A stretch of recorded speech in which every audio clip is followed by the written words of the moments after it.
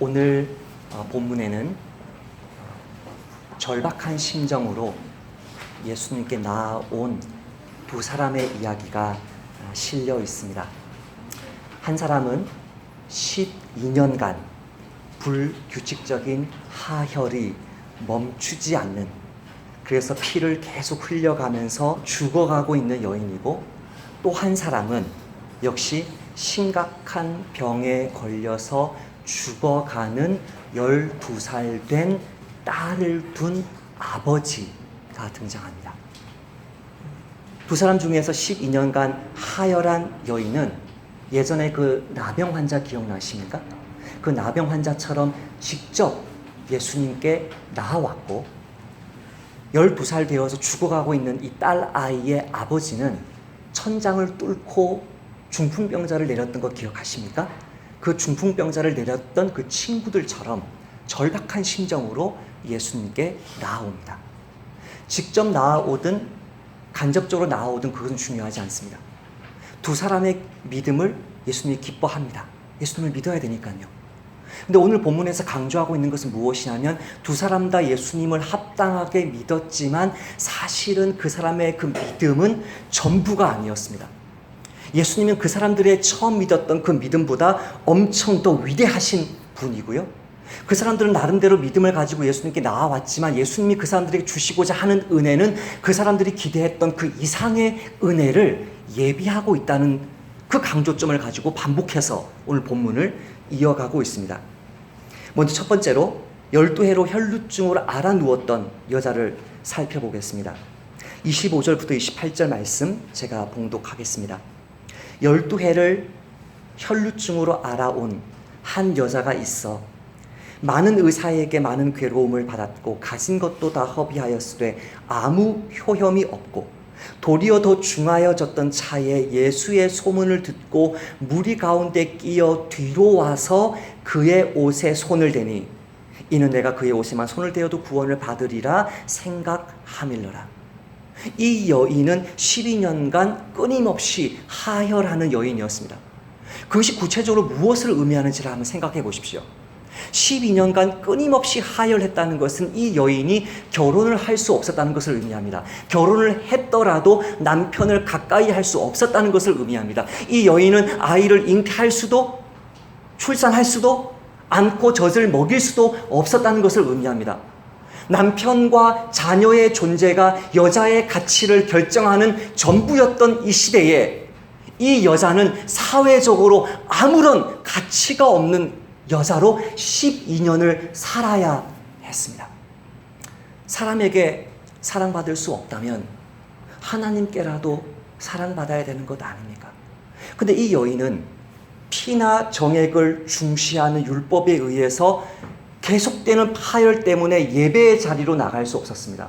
축제로 나갈 수 없었습니다. 성막에도 성전에도 들어갈 수가 없었습니다. 말씀이 선포되는 곳에, 주님의 죄사함이 선포되는 곳에 가까이 갈 수 없는, 영적으로 완전히 고립되어 있는 그런 사람이었습니다. 더군다나 이 여인은 가진 돈을 다 썼다라고 이야기합니다. 12년간 그 병을 나으려고 있는 돈 없는 돈 다 쏟아 부으니까 수중에 남은 돈이 하나도 없는 것입니다. 경제적으로 파산했습니다. 저는 군생활을 국군 의무사령부에서 했습니다. 국군 의무사령부에서 군생활하면서 청소 시간이 되면 그 국군 의무사령부 옆에 있던 국군 수도통합병원의 병원 폐기물을 치워야 했습니다. 그 의료 폐기물을 치우면서 그때 알았습니다. 이 세상의 모든 냄새들 중에서 가장 역겨운 냄새가 피가 썩을 때 나는 냄새라는 사실을 저는 그때 알았습니다. 21살이 되기 전에 그런 냄새를 맡아본 적이 없고 그 이후로 20여 년이 지났지만 아직도 그런 냄새를 맡아본 적이 없습니다. 피가 썩는 냄새는 정말 역겹습니다. 이 여인은 사회적으로 완전히 파탄났습니다. 이 여인은 영적으로 완전히 고립되었습니다. 이 여인은 경제적으로 파산했습니다. 그러나 심미적으로 볼 때도 그 여인의 몸에서, 그 여인의 옷에서 불쾌함과 역겨움의 냄새가 풍겨날 때 과연 이 세상에 어떤 여자가 사람들 앞에 자신의 모습을 드러낼 수 있겠습니까? 이 여자가 무리에 숨어서 아무도 모르게 예수님 뒤로 와서 예수님 뒤에 옷을 만진 것은 이 여자가 할 수 있는 최선이었던 것입니다. 이 여자가 할 수 있는 최선의 믿음이었던 것입니다. 아무도 모르게 다가오고 아무도 모르게 치유받고 아무도 모르게 군중 속으로 사라지는 것이 그녀가 생각했던 최선의 믿음이었는데 예수님은 그게 아니라는 것입니다. 그 여자를 불러 세우는 것입니다. 숨지 말라는 것입니다. 너는 나를 아직도 다 모르고 있다는 것입니다. 나는 네가 생각하는 사람보다 더 위대한 사람이라는 것을 말씀해 주시려고 그녀 나름대로는 최선의 모습으로 다가간 것인데 예수님이 이 여자를 멈춰 세웁니다. 30절 32절입니다. 예수께서 그 능력이 자기에게서 나간 줄을 곧 스스로 아시고 무리 가운데서 돌이켜 말씀하시되 누가 내 옷에 손을 대었느냐 하시니 제자들이 여짜오되 무리가 에워싸 미는 것을 보시며 누가 내게 손을 대었느냐 물으시나이까 하되 예수께서 이 일 행한 여자를 보려고 둘러보시니 예수님의 질문을 듣고 황당했습니다. 누가 밀었다니요? 누가 만졌다니요? 다 만졌는데요? 다 밀었는데요? 예수님이 지금 누가 밀었는지 몰라서 물으시는 것입니까? 막 에워서 밀다가 어떻게 예수님을 스쳤던 사람과 의지적으로 절박하게 손을 댄 사람을 예수님이 구분을 못 하시는 것입니까? 예수님이 이 여자가 그 뒤에 숨어 있다는 사실을 모르셔서 물어보시는 겁니까? 에덴 동산에서 하나님이 아담아 네가 어디 있느냐 물었을 때 아담이 어디 있는지 진짜 하나님이 몰라가지고 그렇게 물은 겁니까? 예수님은 나오길 원합니다. 숨지 말라는 것입니다. 너의 모습을 드러내라는 것입니다. 나는 너가 생각하는 그런 식으로 아무도 모르게 치유만 받고 사라지기를 원하는 그런 사람이 아니라는 것입니다. 주님 앞으로 호출하는 것입니다. 그녀가 경험해야 될 더 어마어마한 은혜가 남아있다는 것입니다. 이렇게 얘기합니다. 여자가 자기에게 이루어진 일을 알고 두려워하며 떨면서 그 앞에 엎드려 모든 사실을 여쭙니다. 그때 충격적인 말을 합니다. 이러시되 딸아 내 믿음이 너를 구원하였으니 평안히 가라. 내 병에서 놓여 건강할지어다. 예수님이 이 여자를 불러내셨을 때 이 여자가 상상하지 못했던 은혜 세 가지가 펼쳐집니다. 첫 번째 은혜, 예수님이 이 여자를 불러내셨을 때에야 이 여인은 예수님을 인격적으로 얼굴과 얼굴로 눈과 눈을 마주치면서 바라보게 됩니다. 그때 무슨 현상이 다가옵니까? 몸이 떨리기 시작합니다. 이 여인이 자기 몸에 병이 나은 사실을 깨달았던 것은 29절입니다. 29절에서 자기 몸이 깨끗하게 나은 것을 알았지만 두려워하거나 떨었다는 기록은 없습니다. 근데 도망치듯이 사라지려는 그녀를 예수님이 붙들어 세웠을 때에야 몸이 떨리기 시작합니다. 왜 떨었습니까? 풍랑을 잠잠케 했을 때 제자들이 왜 떨었습니까? 귀신 들렸던 사람이 온전케 되었을 때 그 사람을 바라본 사람들이 왜 떨었습니까? 예수님의 모습을 진짜로 알아보기 시작했던 것입니다. 예수님은 그 질병 하나 낫게 해줄 정도의 엘리사와 엘리야 같은 권세 있는 선지자가 아니라 전지전능한 주님이신 것입니다. 그 여자가 이 사실을 깨닫자 두려움과 감격으로 몸이 떨리기 시작하는 것입니다. 예수님 뒤로 살짝 다가와서 사라지려고 했을 때에는 결코 발견할 수 없었던 예수님의 신적인 정체를 이제야 제대로 알아보게 된 것입니다. 언제요? 나왔을 때요. 두 번째로 이 여인이 예수님의 그 부르심을 들었을 때 더 이상 자신은 사람들 뒤에 숨어 다닐 필요가 없는 사람이라는 사실을 체험하고 깨닫게 됩니다. 오히려 이 여자는 사람들 앞에 자기 모습을 당당하게 드러내야 됩니다. 예수님이 드러내라, 간증해라, 증언해라, 지금 오늘 본문, 그 긴 본문을 시작할 때 그 여자가 어떻게 뭐 병 걸렸고 누구에게 뭐 해서 돈이, 그 모든 스토리가 언제 나온 거예요? 이때 나온 거예요. 이 여인이 이 간증할 때 거기에 누가 있었습니까? 야이로가 있었습니다. 그 근처에 누가 있었습니까? 동일한 질병과 동일한 고립감과 동일한 불결함 속에 반복되는 죄악 속에 수치심과 두려움과 절망에 사로잡혀 있었던 사람들이 거기에 있었습니다. 그 사람들 앞에서 이 여인이 간증할 때 그 전에는요, 수치와 두려움 속에 숨어있던 이 여인이 주변 사람들을 격려하고 위로하고 예수님을 향한 믿음과 소망과 사랑을 불어넣어주는 인생으로, 수치의 인생에서 위로와 격려와 세워주는 인생으로 180도 변화되고, 이 놀라운 은혜가 언제까지 계속되고 있죠? 지금까지 2000년이 넘어서 지금까지 계속되고 있습니다. 그 여자가 그렇게 사라졌다면 체험하지 못한 은혜입니다. 제가 알기로 어마어마한 상급을 받았을 것입니다. 세 번째로 예수님이 이 여인에게 뭐라고 말합니까? 내 믿음이 너를 구원하였다. 그러면서 뭐라 그래요? 평안히 가라. 집에 가라. 충격적인 말씀이 아닐 수 없습니다.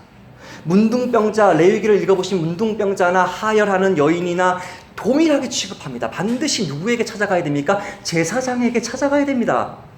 앞에서 있는 문둥병자에게 제사장에게 찾아가라고 하지 않으셨나요? 제사장에 찾아가가지고 비둘기 2마리 잡고 제사 지내고 해야만 모든 것이 처리가 됩니다. 근데 예수님이 뭐라고 말합니까? 끝났다. 이미 깨끗해졌다. 너는 이미 완전해졌다. 그 구원의 확신을, 총체적인 구원을 어떻게 얻습니까? 예수님 앞에 나왔을 때야 깨닫게 됩니다. 예수님은 그녀가 믿었던 그런 존재보다 훨씬 더 크고 위대한 분이었습니다. 두 번째로 예수님은 죽은 자도 일으키신 분으로 등장합니다. 회당장 야이로의 스토리도 동일합니다. 회당장 야이로가 절박한 모습으로 예수님께 나옵니다. 22절에 회당장 중에 하나인 야이로라 하는 이가 와서 예수를 보고 발 앞에 엎드려 간곡히 구하여 이르되 내 어린 딸이 죽게 되었사오니 오셔서 그 위에 손을 얹으사 그로 구원을 받아 살게 하소서 하거늘. 저는 지금도 잊지 못하는 장면이 있습니다.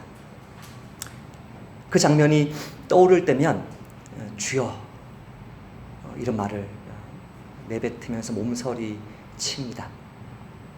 7년 전인데요. 2010년 8월 16일입니다. 14일, 15일 양일간 예멘의 타이즈에서 30여 명의 한인 선교사들이 수련을 하고 나서 양일간 아덴에 있는 그 호텔에 가서 이제 쉬고 있었는데요.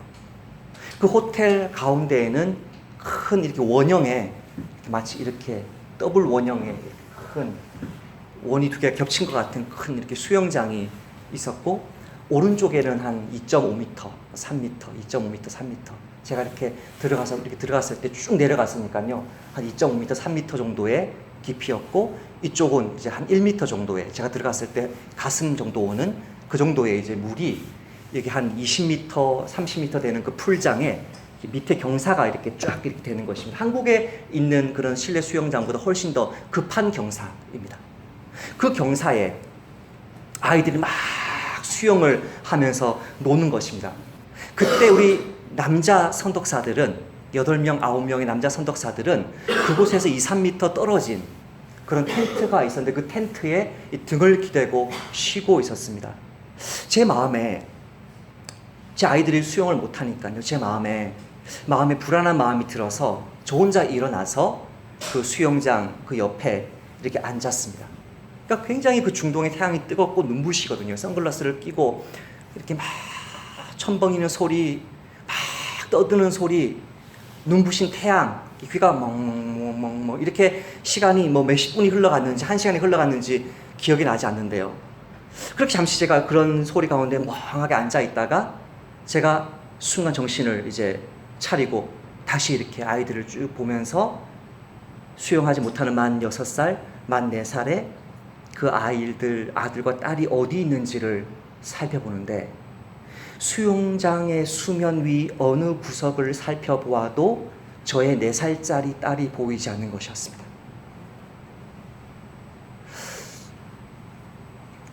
그 순간 너무나 큰 두려움을 느꼈습니다. 그 자리에 앉은 채로 아이들이 복잡하게 막 뒤엉켜 있는, 놀고 있는 그 풀장을 다시 한번 샅샅이 앉은 채로 움직이지도 못하고요.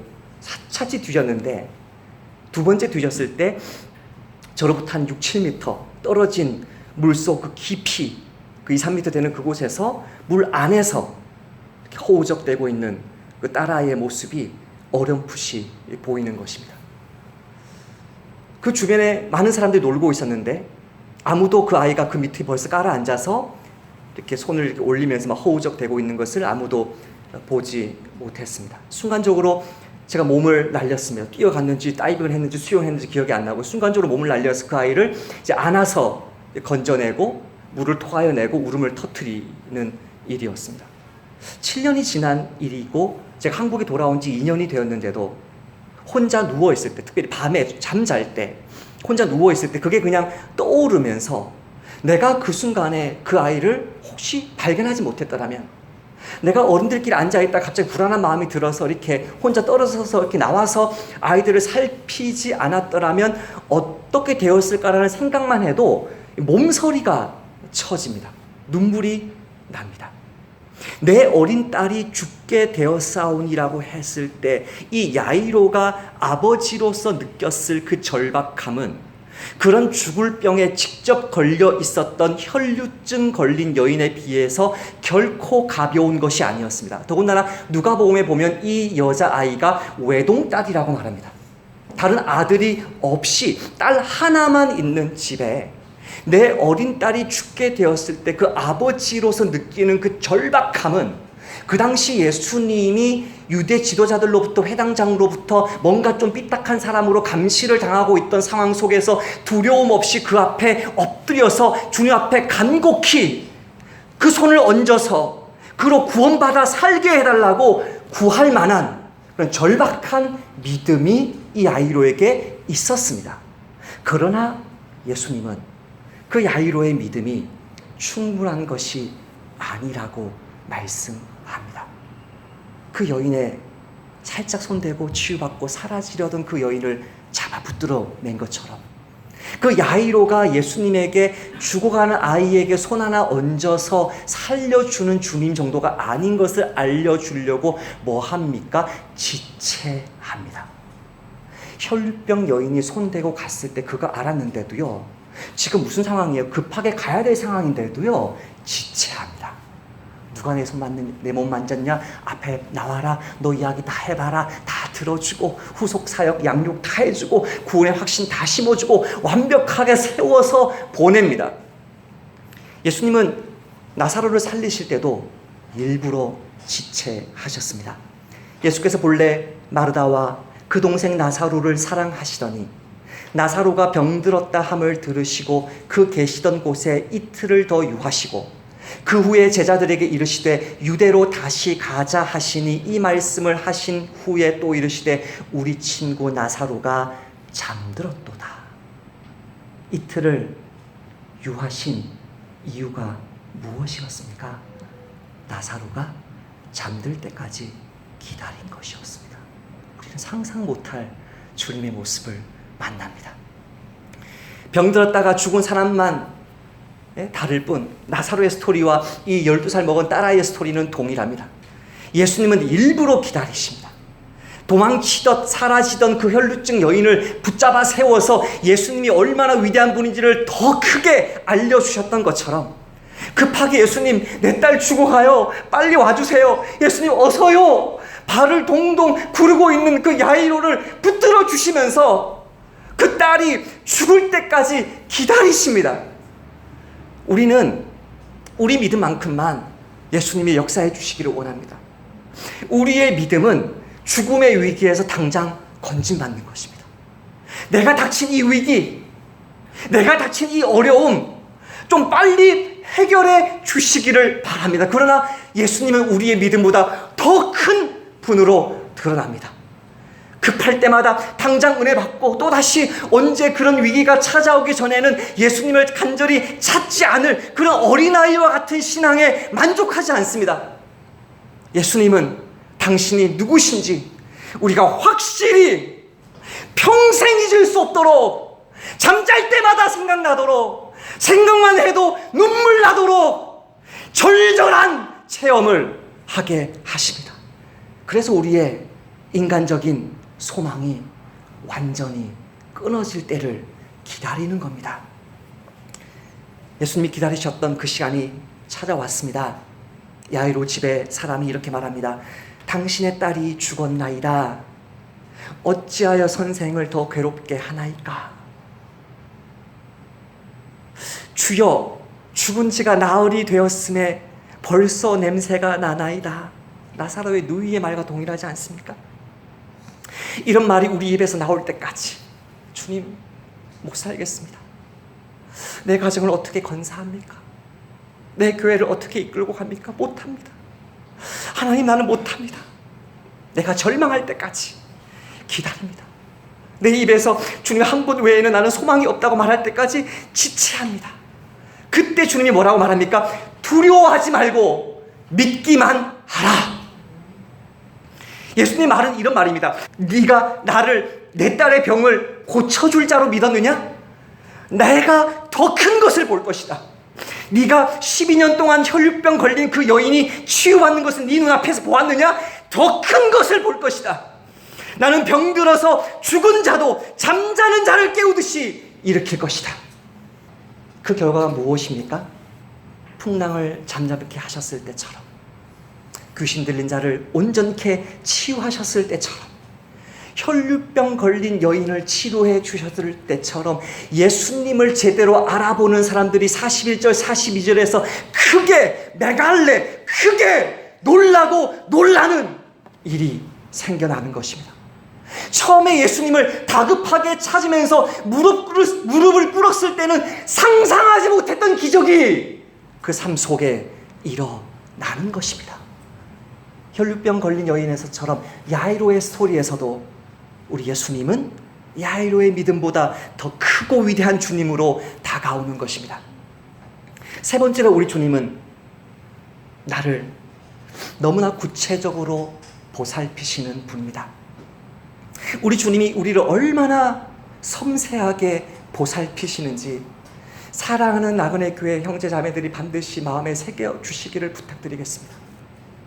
우리 예수님이 혈류병 걸린 여인과 죽은 소녀를 어떻게 대하시는지 보십시오. 34절입니다.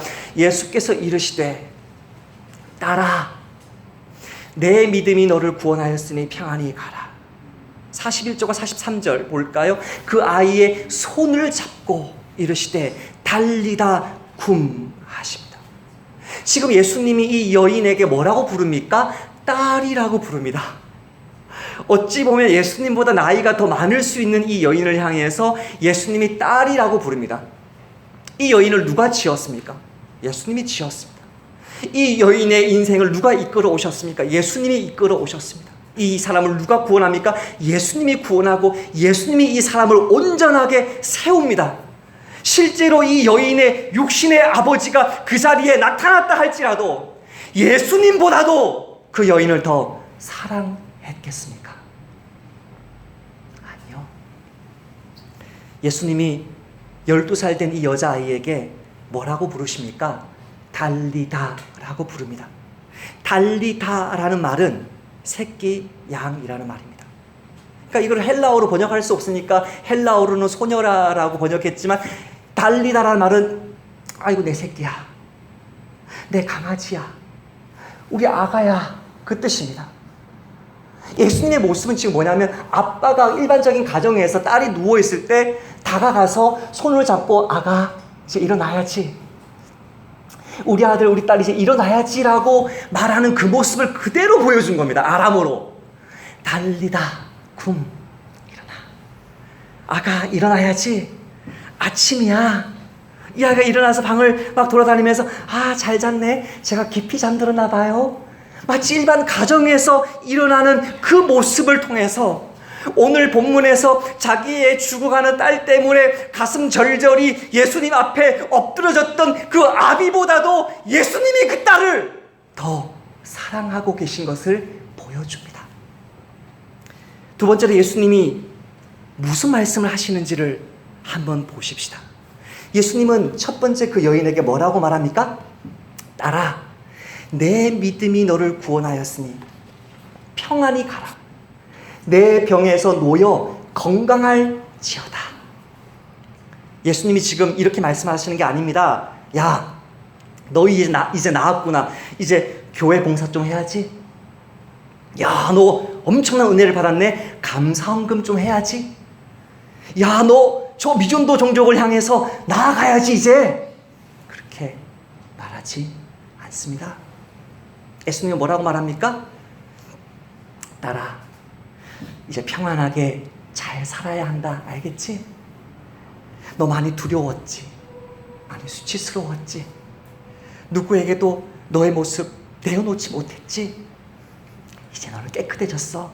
이제는 건강하게 씩씩하게 아무 탈 없이 잘 사는 거야. 알겠지? 아빠가 딸에게 말하는 그 음성 아닙니까? 저와 여러분이 어릴 때부터 우리 육신의 아버지의 얼굴에서 그토록 보고 싶었던 그 표정, 그토록 듣고 싶었던 그 자상한 아버지의 모습 아닙니까? 그 아버지의 모습으로 예수님이 딸아, 걱정하지 말고 두려워하지 말고 이제는 당당하게 씩씩하게 평안하게 잘 살아야 된다. 알겠지? 라고 말씀하는 것입니다. 소녀에게도 동일하게 말합니다. 그 아이가 깨어났는데 예수님이 뭐라고 말합니까? 이에 소녀에게 먹을 것을 주라고 말합니다. 내 딸아, 너 배고프겠구나. 어서 밥 먹어라. 야, 죽었다가 살아났으니까 전국을 돌아다니면서 간증집회, CBS, 국동방송 나가야지. 아니요. 오늘을 평생 잊지 말고 매년 이맘때가 오면은 하루 종일 금식해야지. 하루 종일 찬송과 기도로 밤새워야지. 아니요. 사랑하는 내 딸아, 내 아들아, 밥 잘 챙겨 먹고 있냐? 너 지금 요즘에 돈 없어서 힘든 거 아니냐? 너 앞으로 어떻게 살아야 될지 막막하지 않니? 괜찮아. 걱정하지 마. 내가 너를 먹여 살릴 거야. 내가 너를 책임질 거야. 내가 너의 주님이야. 지난 수요일에 선덕사님 한 분이 찾아오셔서 1시간 정도 간증과 사역 보고를 해주셨습니다. 예정에 없던 방문이었고 더군다나 주일이 아니라 수요일에 오셨기 때문에 재정부 누구도 미리 교통비를 준비해 드릴 수가 없었습니다. 그래서 저는 당연히 그분의 계좌번호를 알려주시면 재정부를 통해서 교통비를 송금할 참이었습니다. 근데 그분이 계좌번호를 알려주지 않는 것입니다. 제가 정말 스트레스를 많이 받거든요. 그때 계좌번호를 알려주지 않는 것입니다. 더더욱 놀라운 것은 그 다음날 오전에 다시 오셔서 헌금하고 가시는데 그때도 계좌번호를 안 알려주시는 것입니다. 그래서 제가 악역을 맡았습니다. 사무실에 불러놓고 단도직입적으로 말씀드렸습니다.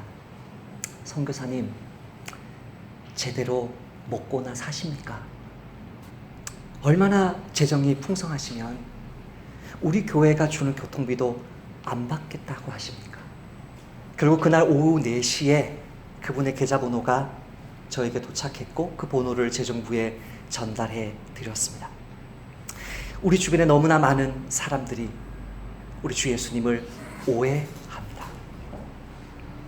내가 배고파도, 내가 굶주려도, 내가 육체적으로 탈진해도, 내가 옷 한 벌 제대로 사입을 수 없는 형편에 처해도 선교지에서 죽도록 헌신하고 죽도록 충성하기 원하시는 주님이라고 오해하고 있습니다. 오늘 본문에 나타난 우리 주님은 우리의 그런 피상적인 믿음보다 훨씬 더 크고 자상하신 분입니다. 우리 주님은 헌신을 못해서 안달이 난 것 같은 우리 선교사님들에게 이렇게 물으실 것입니다. 밥은 먹었냐?